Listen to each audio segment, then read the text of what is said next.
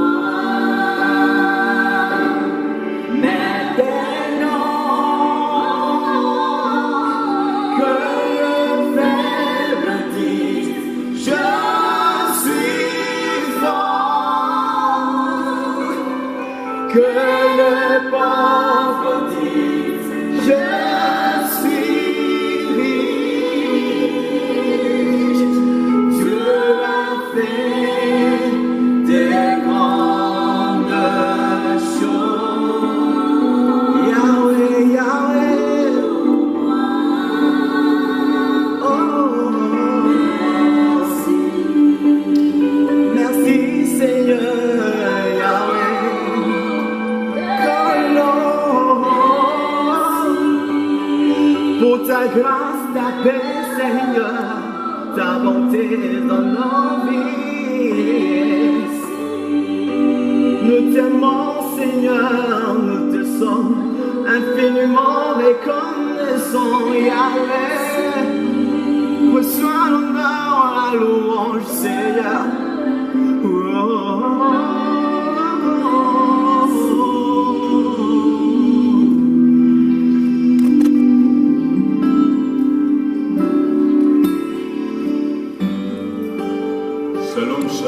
Shalom bien-aimés, partout où vous vous trouvez, tous nos frères et nos sœurs de la paroisse protestante, universitaire de Mbanzangungu, partout où vous vous trouvez, nous vous disons Shalom.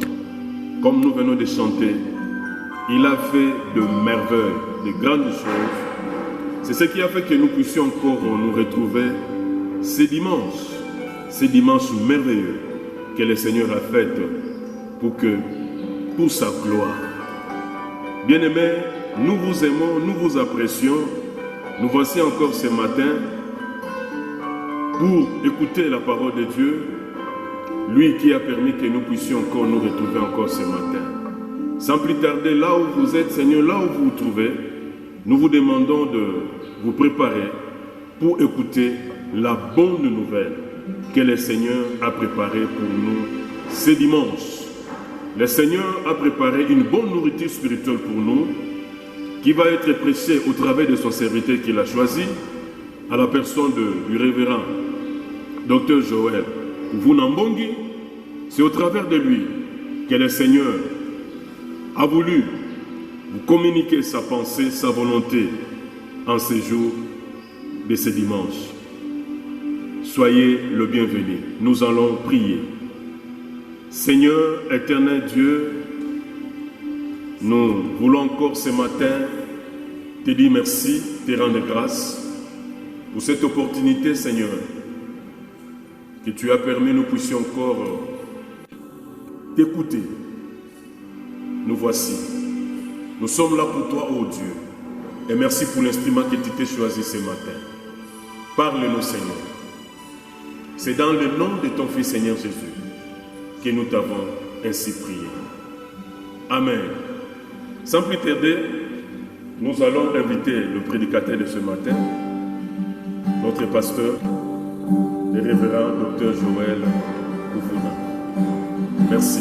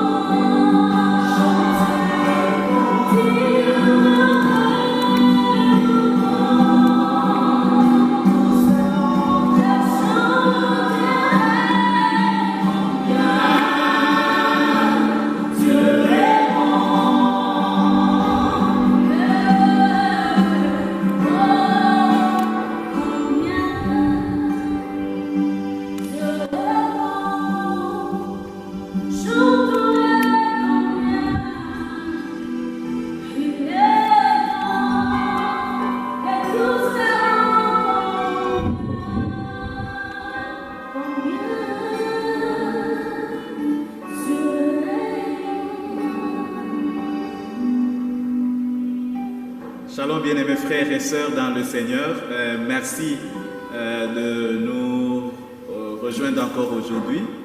Nous vous bénissons tous partout où vous êtes. Nous vous aimons dans l'amour de notre Seigneur. Et merci à nos bien-aimés de Winner, de la paroisse universitaire protestante de Mbanza-Ngungu, qui nous accompagnent en ces services pour que nous puissions honorer et glorifier notre Seigneur.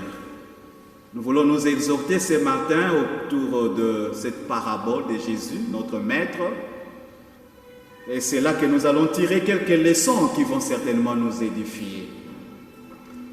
Nous sommes dans l'évangile selon Matthieu, chapitre 13. Je vais commencer à lire le 4e jusqu'au 9e verset. Je vais sauter pour aller à son interprétation à partir du verset 8 jusqu'au verset 23. Et ce matin, nous allons nous entretenir sur les 4 types de chrétiens, le 4 types d'hommes, le 4 types de fidèles. Matthieu chapitre 13, je commence à lire le verset 4e. Un semeur sortit pour s'aimer. Comme il s'aimait, une partie de la sémence tomba le long du chemin. Les oiseaux vinrent et la mangèrent. Une autre partie tomba dans les endroits pierreux où elle n'avait pas beaucoup de terre. Elle leva aussitôt parce qu'elle ne trouva pas un sol profond. Mais quand le soleil parut, elle fut brûlée et sécha, faute des racines. Je reprends, faute des racines. Une autre partie tomba parmi les épines. Les épines montèrent et l'étouffèrent. Une autre partie, donc, tomba dans la bonne terre. Elle donna du fruit, un grain 100, un autre 60, un autre 30. Que celui qui a des oreilles pour entendre, entende. Verset 18. Vous donc, écoutez ce que signifie la parabole du semeur.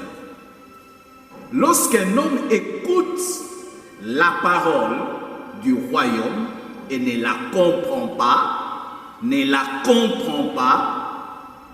le malin vient et enlève ce qui a été semé dans son cœur. Cet homme est celui qui a reçu la sémence le long du chemin. C'est lui qui a reçu la sémence dans les endroits pierreux. C'est celui qui entend la parole et la reçoit aussitôt avec joie. Mais il n'a pas de racine en lui-même. Il manque de persistance. Et dès que survient une tribulation ou une persécution à cause de la parole, il y trouve une occasion de chute. Et celui qui a reçu la sémence parmi les épines, c'est celui qui entend la parole, mais en qui les soucis du siècle et la séduction des richesses étouffent cette parole et la rendent infructueuse. Celui qui a reçu la sémence dans la bonne terre, c'est celui qui entend la parole et la comprend. Il porte de fruits. Et un grain en donne 100, un autre 60 et un autre 30. Père, merci pour cette parole. Parle-moi et édifie chacun de tes enfants. Honore ta présence par Jésus-Christ. Amen. Shalom encore. Ce matin, comme je le dis, nous allons nous entretenir autour de ces 4 sortes de chrétiens, 4 types d'hommes. Ici, c'est une parabole de Jésus. Et tout le chapitre 13, comme vous pouvez le remarquer, parle d'une série de paraboles.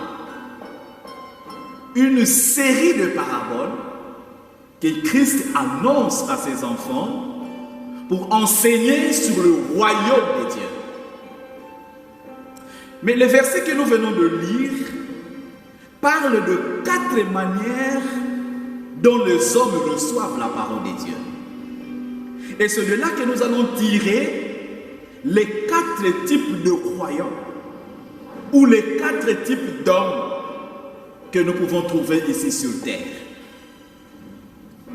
Quand nous revenons à la parabole, à partir du chapitre 4, à partir du verset 4 jusqu'au verset 9, c'est là que nous allons voir Jésus qui parle d'un semeur.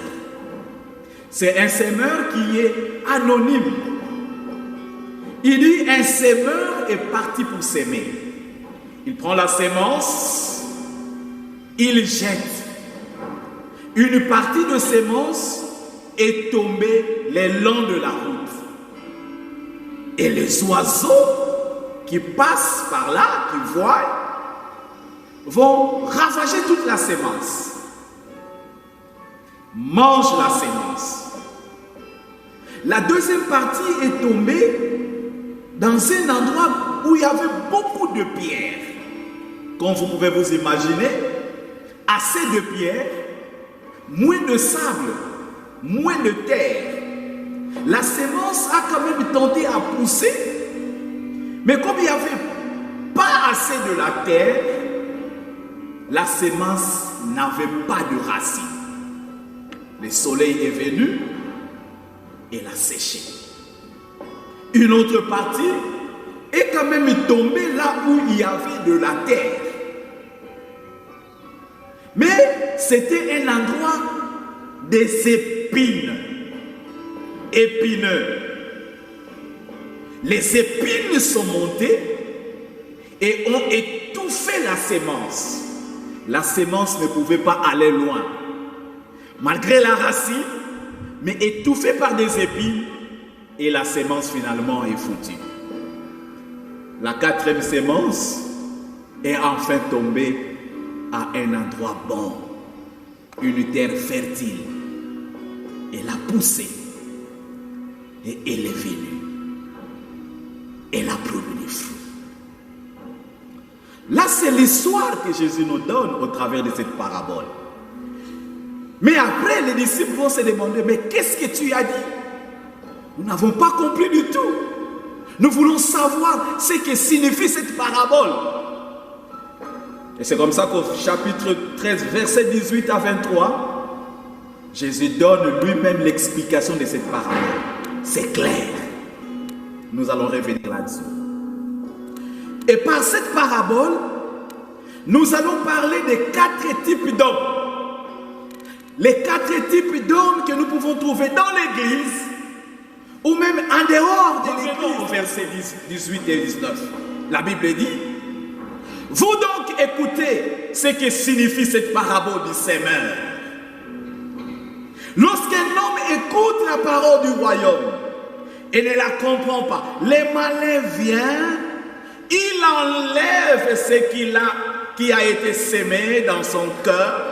Et cet homme est celui qui a reçu la sémence le long du chemin. Voilà. Le premier type d'homme que nous trouvons, dont Jésus est en train de parler, c'est cet homme qui reçoit la sémence le long du chemin. Il dit que c'est cet homme qui écoute la parole du Seigneur, mais ne la comprend pas. C'est le premier type d'homme que nous appelons l'endurci. Ça, c'est la première catégorie des gens que nous avons dans les églises. Des hommes et des femmes qui peuvent même venir à l'église, qui peuvent prétendre écouter la parole de Dieu. Mais en fait, ce sont des hommes que nous appelons l'endurci ou les endurcis. Quelles sont leurs caractéristiques? Un endurci, c'est tout celui à qui a été exposée la parole de Dieu. Mais il y a 2 choses chez l'endurci. La première chose, il ne se donne pas la peine de comprendre la parole de Dieu. Voilà. Des hommes et des femmes viennent à l'église, mais ce sont des touristes. Ils ne comprennent pas de quoi l'on parle. Ils ne savent pas de quoi on parle. L'endurci, c'est quelqu'un qui vient à l'église, mais il ne comprend pas du tout ce qu'il vient faire. L'endurci, la deuxième caractéristique, c'est quelqu'un qui vit un formalisme religieux. Voilà, c'est un dimanche, il faut aller à l'église. Voilà, c'est le jour de prière, il faut aller à la prière. Il est dans un formalisme religieux.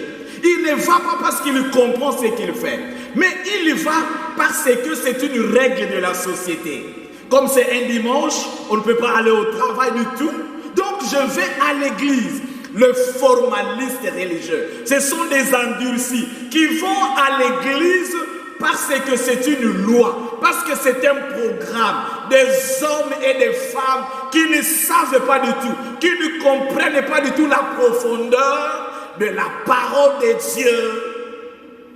C'est la première catégorie de personnes. L'endurci entend mais ne comprend pas. L'endurci voit, regarde mais ne voit pas. L'endurci est là mais ne comprend pas du tout. Le Seigneur dit, ça c'est la première catégorie des gens dans l'église. Des hommes et des femmes qui viennent, mais ne comprennent pas du tout la parole de Dieu. Ne comprennent pas du tout la parole de Dieu. L'endurci. La deuxième catégorie des gens dans l'église. À partir du verset 20 et 21, la Bible dit, c'est lui qui a reçu la sémence dans les endroits pierreux. C'est celui qui entend la parole et la reçoit aussitôt avec joie. Mais, il n'a pas de racines en lui-même. Et cette deuxième catégorie des gens, c'est ceux que nous appelons le superficiel. Le superficiel. Il peut dire appartenir à une église. Le superficiel peut même connaître intellectuellement la parole de Dieu. Vous savez, il y a de ces gens qui ne connaissent pas le Seigneur, mais qui connaissent intellectuellement la parole de Dieu. Qui connaissent intellectuellement les versets bibliques. Il y a de ces gens qui pensent que mémoriser les versets bibliques, c'est ça être enfant de Dieu vraiment. Mais même le diable l'a fait. Les diables aussi mémorisent les versets bibliques. Il y a des gens qui connaissent intellectuellement la Bible. Ils connaissent intellectuellement les versets de la Bible. Ils connaissent intellectuellement là où se trouve tel problème et tel autre problème dans la Bible. Mais cela ne signifie pas du tout qu'ils sont enfants de Dieu et spirituels. Lire la Bible ne fait pas de toi enfant de Dieu. Connaître la Bible intellectuellement ne fait pas de toi enfant de Dieu. Tu peux faire une lecture intellectuelle de la Bible et non une lecture spirituelle et profonde de la parole de Dieu. C'est deux choses que les gens ignorent. Vous savez, même le diable aussi a récité des versets bibliques à Jésus. Cela ne signifiait pas qu'il était enfant de Dieu. Le superficiel. Quelles sont les caractéristiques des hommes et des femmes superficiels dans l'église? La première caractéristique, il n'a pas la profondeur et la connaissance spirituelle de la parole de Dieu.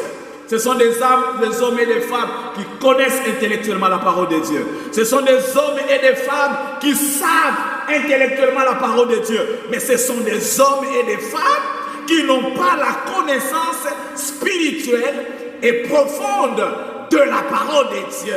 Là, ce sont des hommes et des femmes que nous appelons les superficiels. La deuxième caractéristique des superficiels, ce sont des hommes et des femmes qui donnent l'impression d'être vivants, qui donnent l'impression d'être enfants de Dieu. Mais en réalité, ils sont des morts spirituels. Apocalypse chapitre 3, verset 1. Des gens qui donnent l'impression, des gens qui veulent impressionner les autres qui sont enfants de Dieu. Des gens qui veulent impressionner les païens qui sont enfants de Dieu. Les gens qui veulent impressionner leurs semblables qu'ils sont enfants de Dieu par leur manière de parler, par leur manière de se comporter. Ils veulent donner l'impression qu'ils sont enfants de Dieu. Mais en réalité, ils sont morts, ils sont superficiels. Ils donnent l'impression. Deuxième caractéristique des superficiels. Les superficiels ont une foi circonstancielle et périodique. Les superficiels croient un temps, mais à un autre moment, ils se refroidissent. Les superficiels croient un temps, à un autre moment, ils se refroidissent. Il est enfant de Dieu quand tout marche bien. Il est enfant de Dieu quand tout va bien. Vous le trouvez fort dans la prière, fort dans l'intercession. Non, c'est parce que tout va bien. Parce que tout va bien. Il est superficiel, il est périodique et circonstanciel.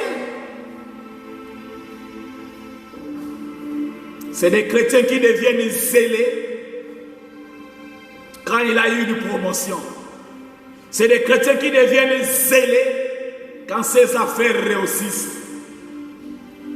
Des chrétiens périodiques, des chrétiens de circonstances. Quand les circonstances sont bonnes, ils font l'impression d'être zélés. Ils font l'impression d'être spirituels. Quand les circonstances sont bonnes, ils font l'impression de bien marcher. Mais en réalité, il est superficiel. Autre caractéristique des superficiels. Les superficiels se servent des difficultés de la vie comme opportunité pour abandonner le Seigneur. Les superficiels se servent des opportunités de la vie ou des difficultés de la vie comme opportunité pour abandonner le Seigneur. Bien le Seigneur, vous savez même pendant ces temps de confinement, les superficiels ont eu de prétextes pour abandonner même les églises.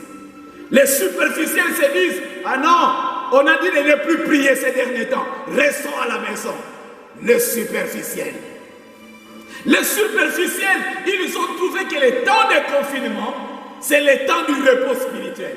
Le temps de confinement, c'est le temps pour ne plus prier. Le temps de confinement, c'est le temps pour ne plus aller à l'église. C'est vrai. C'est le temps pour ne plus être en grand rassemblement. Mais ce n'est plus le temps pour ne plus prier. Les superficiels pensent que c'est un congé qu'ils ont maintenant. Ils sont heureux, ils sont contents, ils se disent, non, on a dit il ne faut plus prier. On a dit il ne faut plus aller à l'église. On a dit il ne faut plus être ici. Les superficiels, ils ont des opportunités. Écoutez ce que dit la parole du Seigneur, verset 21. Mais il n'a pas de racines en lui-même. Comme il n'a pas de racines, il manque de persistance. Voilà. C'est des hommes et des femmes qui ne peuvent pas persister. Et dès que survient une occasion de tribulation ou de persécution, voilà, comme cette période que les enfants de Dieu sont en train de traverser dans le monde, c'est une occasion de tribulation. C'est une occasion de persécution à cause de la parole. Qu'est-ce que le superficiel dit? Il y trouve une occasion de chute. Voilà. Il y trouve une occasion de repos. Il y trouve une occasion pour ne plus servir le Seigneur. Les autres disent, ah, tu quand nous topema. Pour l'église, ah, ma programme est trop. Maintenant, nous pouvons nous reposer. Superficiel. C'est une opportunité pour toi de te reposer. C'est une opportunité pour toi pour ne plus servir le Seigneur. Tu es en repos. Superficiel. On trouve d'occasion pour ne plus servir le Seigneur. On trouve d'occasion pour ne plus travailler pour le Seigneur. Superficiel. Bien le Seigneur, si cette pandémie ne permet pas aux gens de se rassembler en masse, ça c'est le Covid-19 qui t'empêche de te rassembler en masse. Mais le Covid-666 t'empêchera même à prier à la maison chez toi. Combien de gens maintenant sont contents qu'on peut se reposer? Superficiel. La Bible dit, les superficiels, il n'a pas du tout de racines en soi. Il n'a pas du tout de racines en soi. Oh, c'est maintenant que nous sommes en train de voir des enfants de Dieu vraiment enracinés. C'est maintenant que les églises peuvent voir des enfants de Dieu qui ont des racines et des enfants de Dieu qui n'avaient que des feuilles. Superficiels. C'est en cette période que nous reconnaissons les vrais enfants de Dieu. Et c'est en cette période que l'Église vraiment se reconnaît. Et ça, c'est un bon test pour les serviteurs de Dieu. Ils peuvent se rendre compte qui est vraiment enraciné et qui ne l'est pas. C'est un bon test. C'est une bonne période pour que nous puissions nous rendre compte réellement de ce qu'est l'Église. Parce que quand les gens se rassemblent en foule et en masse, parfois c'est les sentiments, parfois c'est cette fourbe de la masse. Mais maintenant, chacun peut vivre une vie chrétienne authentique. Avec des racines, on s'enfonce davantage. Avec des racines, on sert davantage le Seigneur. Le superficiel trouve des occasions de persécution comme les temps pour se refroidir. Le superficiel. Le quatrième type ou catégorie des gens dans l'Église, ce sont des occupés. Des hommes et des femmes. Verset 22. Celui qui a reçu la sémence parmi les épines, c'est celui qui entend la parole de Dieu, mais en qui les soucis du siècle et la séduction des richesses étouffent cette parole et la rendent infructueuse. Il reçoit bien la parole, il reçoit bien l'évangile, mais à un endroit épineux. Les épines qui vont étouffer la parole. Il est étouffé par le souci de ce monde. D'où il a toujours le temps pour ses affaires, mais il n'a pas le temps pour Dieu. Oh, bien-aimés dans le Seigneur, il y a de ces gens qui sont toujours occupés du matin au soir pour leurs affaires. Il y a de ces gens qui souffrent parce qu'ils veulent que leurs affaires marchent, mais ils n'ont même pas une minute pour s'occuper des affaires de Dieu. Les occuper. Il est toujours soucieux de choses, le matériel de ce monde, mais il ne se soucie même pas du royaume de Dieu. Il est toujours préoccupé de ses affaires, préoccupé des choses matérielles, préoccupé de ce qu'il doit faire, mais il n'a pas la préoccupation du royaume de Dieu. Il n'a pas le souci du royaume de Dieu. Bien-aimés frères et sœurs dans le Seigneur, peut-être que tu es trop busy, tu es occupé pour tes choses, tu donnes le temps pour tes choses, mais tu ne donnes même pas un temps pour le royaume de Dieu. Tu es trop occupé, hein? Tu as trop de choses à faire pour toi. Tu as trop de choses à faire pour ta femme. Tu as trop de choses à faire pour ton mari. Tu as trop de choses pour tes enfants. Tu as trop de choses pour ta famille. Tu es trop occupé au travail. Mais tu n'as même pas le temps pour le royaume de Dieu. Tu investis ton temps et tes biens aux choses temporaires. Mais sans te soucier d'investir là où la teigne n'arrive pas. Matthieu chapitre 6, verset 19 à 20. Tu as le temps pour investir à des choses qui seront ruinées, à des choses qui passeront. Mais tu n'as pas de temps pour investir pour des choses qui ne passeront pas. Tu n'as pas de temps pour épargner là où la teigne ne peut arriver. Tu n'as pas le temps pour épargner là où la ruine ne peut arriver. Tu n'as pas le temps pour investir. Bien-aimés frères et sœurs dans le Seigneur, combien de temps nous prenons pour investir? Combien d'argent nous donnons pour investir à des choses qui passeront? Mais la parole de Dieu qui ne passe pas, mais l'évangile qui ne passe pas, tu n'as même pas le temps de t'investir là-dessus. Tu n'as même pas le temps d'investir tes biens, d'investir des choses pour le royaume de Dieu qui ne passe pas. Oh, je suis en train de voir les hommes et les femmes qui sont occupés du matin au soir, qui sont occupés du matin au soir, mais ils ne se soucient pas de s'occuper des choses de Dieu, de s'occuper des choses du royaume de Dieu. C'est vrai, le monde et toutes ces choses passeront, mais seule la parole ne passera pas. Si nous nous occupons des choses de ce monde, c'est bien bon, mais pour combien de temps nous sommes dans ce monde? Combien de jours nous faisons dans ce monde? Mais ce qui est important, c'est de nous occuper des choses du royaume de Dieu, parce que les choses de ce monde passeront, les choses de ce monde passeront, la richesse de ce monde passera. Mais nous savons une chose, qu'il y a une richesse qui ne passera pas, celle que le Seigneur nous a promis dans le royaume de son bien-aimé. La parole de Dieu nous fait voir que c'est lui qui croit en lui. Il a la vie ici sur cette terre, mais il a la vie aussi dans le royaume de Dieu. Il vivra éternellement. Quand les choses de ce monde passent, sa parole ne passe pas. Quand la richesse de ce monde passe, mais sa richesse ne passe pas. Combien d'hommes et de femmes donnent leur vie, cèdent leur vie à des choses qui passeront, à des choses qui sont éphémères, mais ils sont incapables d'investir à des choses qui ne passeront pas, à des choses qui demeureront éternellement. Je voudrais t'inviter aujourd'hui, de ne pas être distrait à des choses de ce monde ici qui vont passer, qui vont couler. Le superficiel et les soucieux l'occuper. Eux, ce qui intéresse, c'est d'investir dans ce monde. Mais la quatrième catégorie des gens, c'est ceux que nous appelons les fructueux.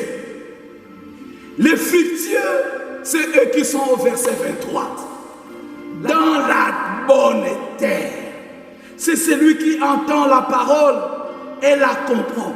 Il porte des fruits, un grain donne 100, un autre 60 et un autre encore 30.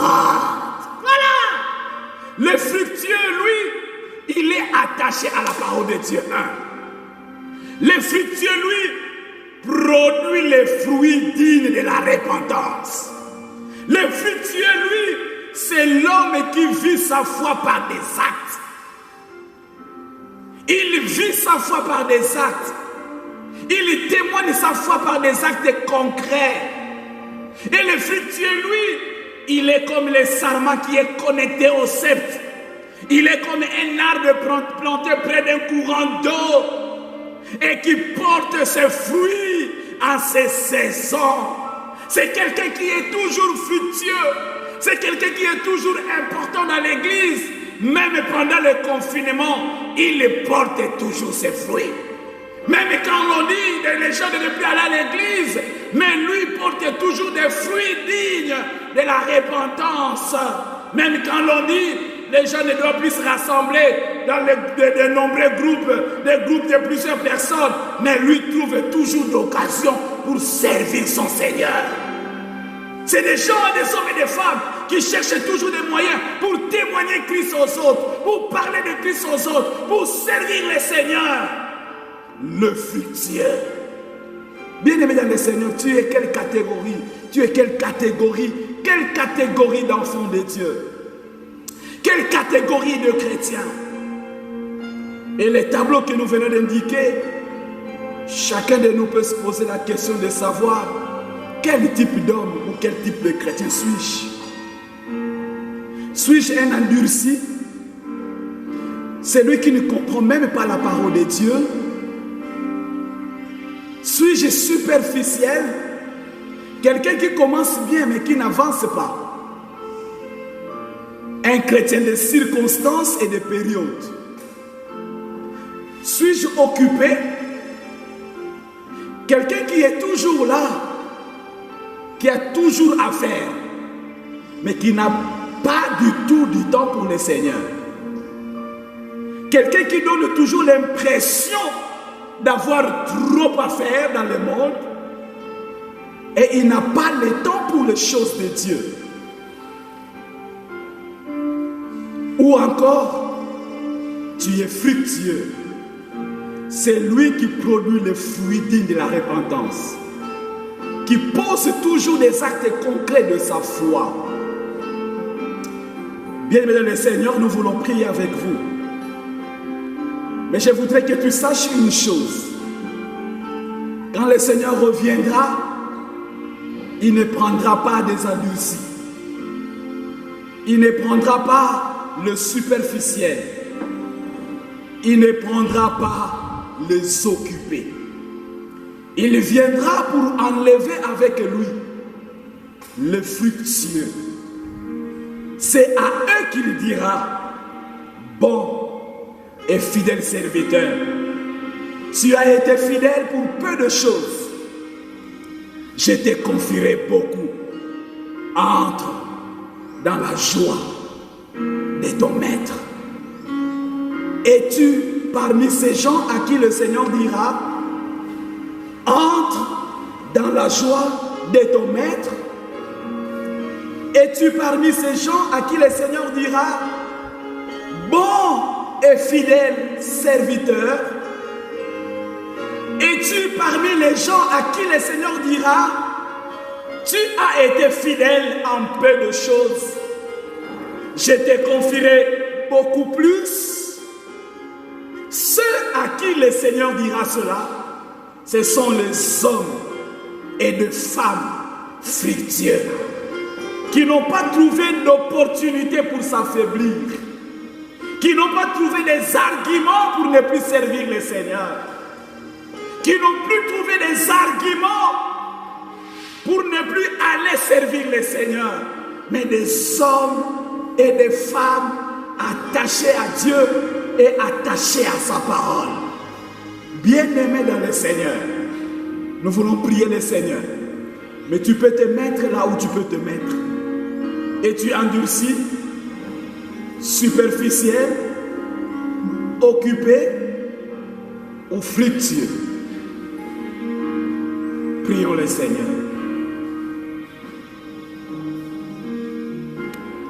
Pendant que nous chantons ces cantiques avec nos bien-aimés, nous voulons nous remettre encore sous la main du Seigneur et sous sa grâce. Pour que le Seigneur lui-même qui nous connaît, lui qui connaît ton cœur, lui qui connaît ton attachement à lui, es-tu réellement celui que le Seigneur désire? Es-tu réellement cette catégorie de chrétiens qui plaît au Seigneur, à qui le Seigneur peut dire aujourd'hui, bon et fidèle serviteur? Ou quand le Seigneur te regarde, même pendant cette période de confinement, d'ailleurs, tu ne connais même plus l'évolution de ton église, mais tu dis que tu es enfant de Dieu, parce que tu as trouvé ton argument pour ne plus servir le Seigneur. Mais le Seigneur veut qu'aujourd'hui, tu te répandes et que tu te confies encore à lui, pour que ce jour-là qu'il vienne te dire, bon et fidèle serviteur.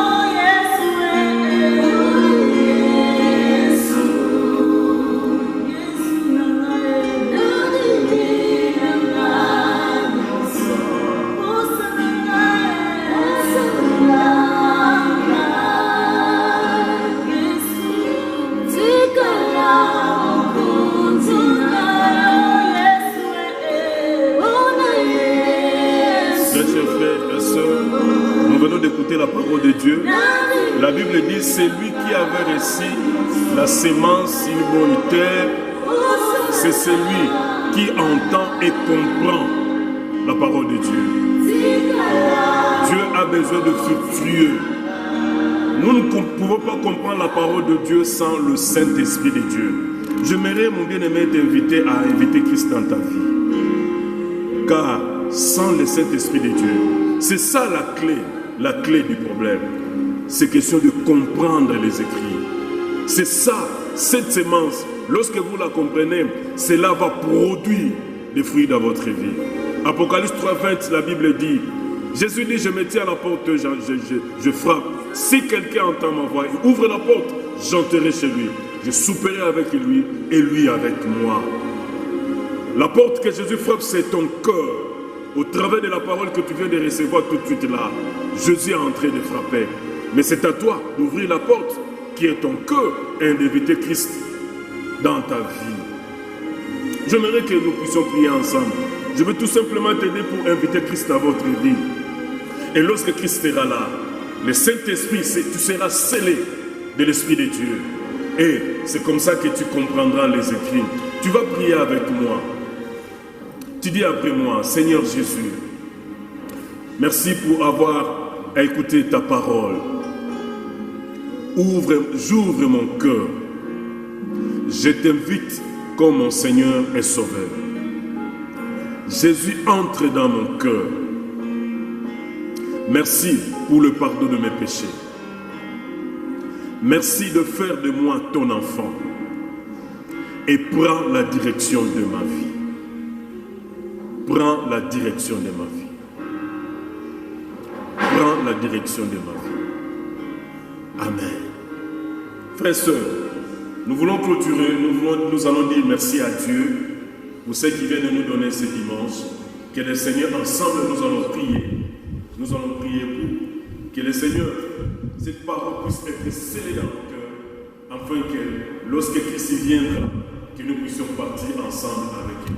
Prions le Seigneur et disons merci pour ce qu'il nous a donné ce matin. Prions le Seigneur. Éternel Dieu des armées, nous t'élèvons, nous t'exaltons, ô Dieu, pour avoir permis, malgré les circonstances, Seigneur, actuelles, ô Dieu, ta parole n'est pas scellée. Tu nous as communiqué, Seigneur, ta parole. Tu nous as communiqué la vie ce matin. Éternel grand Dieu, laisse que la gloire, que l'honneur, la puissance te reviennent à toi. Seigneur, pour ton amour, ô Dieu, tu nous as suivis, Seigneur, pour que nous puissions écouter ta parole. Seigneur, merci. Laisse que cette parole puisse être scellée dans nos cœurs et que cela porte des fruits, beaucoup de fruits. C'est dans le nom de ton Fils, Seigneur Jésus, que nous avons ainsi prié. Que la gloire, l'honneur, la puissance te reviennent. Seigneur éternel Dieu, nous te disons merci pour nous avoir, Seigneur, donné, Seigneur, cette semence qui est la bonne nouvelle. Seigneur, laisse que cette parole que tu viens de nous communiquer au travers de ton humble serviteur, que cela puisse être scellé dans nos cœurs et que cela porte des fruits. Seigneur, merci. Et nous te recommandons cette semaine, Seigneur, qui commence notre prière, ô Dieu, que nous puissions marcher durant toute cette semaine, que cette parole puisse être scellée, que le Saint-Esprit de Dieu nous rappelle, afin que nous atteignions l'objectif, que les fruits, Seigneur, puissent être, Seigneur, produits dans nos vies. Seigneur, que la gloire, que l'honneur, la puissance te reviennent. Et bénis ton serviteur, et bénis quiconque, Seigneur, qui a voulu, Seigneur, être ensemble avec nous ce matin. C'est bien-aimé qui est en train de nous suivre, oh Dieu. Seigneur, bénis mon frère, bénis ma soeur et bénis toutes les familles. C'est dans le nom de ton Fils, Seigneur Jésus, que nous avons ainsi prié. Et nous disons, gloire et louange à toi, Seigneur Jésus.